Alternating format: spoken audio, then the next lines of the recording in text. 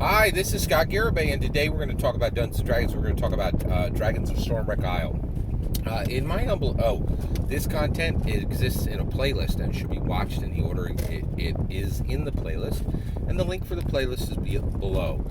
In my humble opinion, Dragons of Stormwreck Isle contains a secret adventure put there by Wizards of the Coast.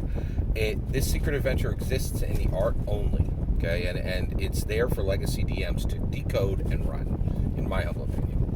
The art in Dragons of Stormwreck Isle, 9 specific images in the art for the Dragons of Stormwreck Isles, in my humble opinion, clearly contain the Dungeons and Dragons 1980s Saturday morning cartoon protagonists. Okay? Alright, let's go. Today we're going to talk about the DOSI artifact A22. Okay? And DOSI artifact A22 is an image. What characters does that image contain? It contains four characters. Okay, actually 3 characters and 1 very NPC. All right, excuse me. So it contains Alina the Cleric. I think, in my humble opinion, it's clear that Alina Cleric is in multiple of the DOSI artifacts, and so Alina the Cleric is standing with Eric the Cavalier, and they are sneaking around a corner in a wrecked ship. Okay, and on the floor around the corner where they cannot see them is a human figure whose hand and shirt is seen, and the hand is up, like it's kind of clenched as though the figure's in pain. Okay, behind Alina and Eric there is a zombie coming. Okay, and it's clear that is a zombie.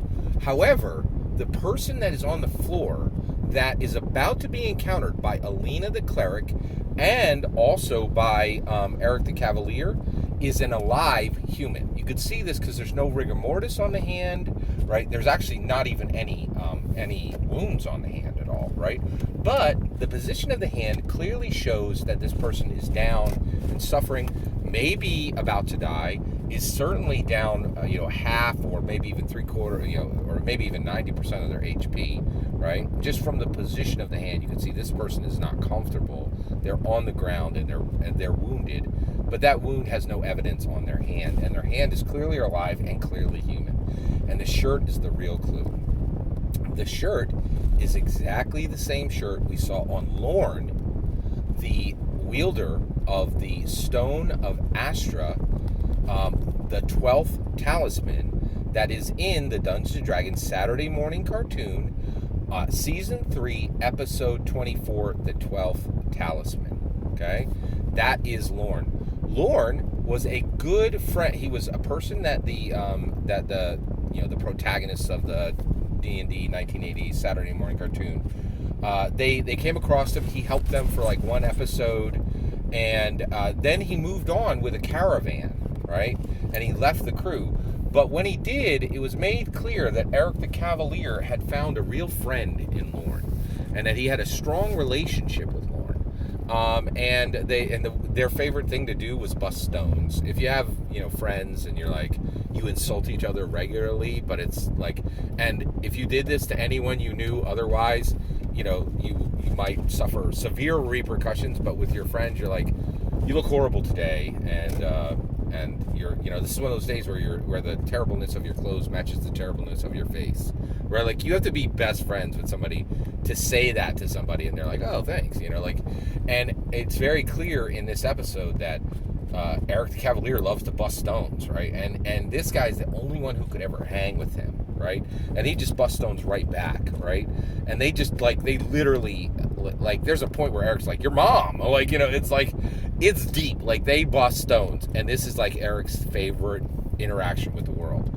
So what you're looking at in DOSI Artifact A22 is you're seeing Eric the Cavalier has a strong adventuring relationship with Alina the Cleric. Wait a second! One of my best commenters was like, hey, Alina the Cleric is dead. She dies in the basic set in 1983.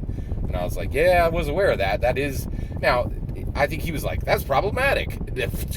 Are you playing Dungeons and Dragons? Resurrection is literally in it, and time travel is literally in it. So being dead ain't nothing but a chicken wing. Like, it ain't a thing but a chicken wing. Like, it's not a big deal that you died at some point, right? That don't mean you can't adventure. Like, yeah, flesh wound, right? Like, Dungeons and Dragons got about 50 ways to deal with being dead, right? Like, so, yes, there might have been a bump in the road where Alina the cleric was dead, but she ain't dead now. Like, pay attention, catch up, right? Like, so one, Alina the cleric is alive. That's good to know, and she is very comfortable adventuring with Eric. And Eric was like kind of the jerk. Like, there's literally an episode where they're like, Eric, you're a jerk. Like multiple people acknowledge that Eric was a jerk.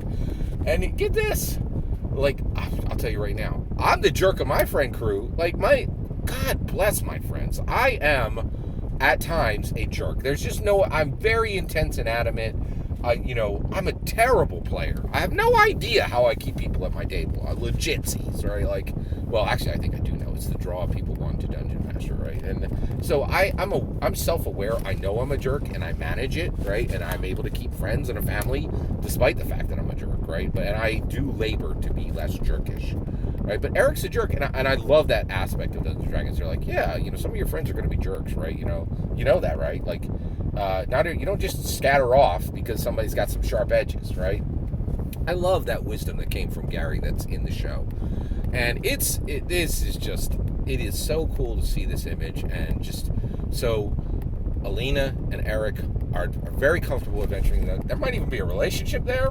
Interesting, and then in addition to that, they are about, so Eric is about to encounter Lorne, who he hasn't seen in easily 20, probably 10 to 20, I think 10 to 20 years, right? And so just the idea that in Forgotten Realms, Eric is about to be reunited with his friend Lorne, who may or may not have the Stone of Astra, right?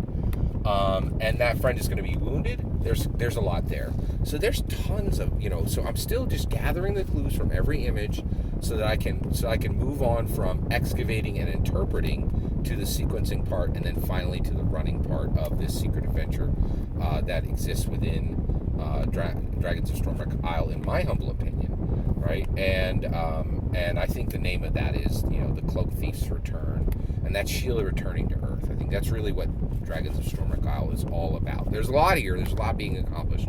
But that's what I see when I look at the image. What do you see when you look at the image? It's in the thumbnail, right? Take a look. What do you see?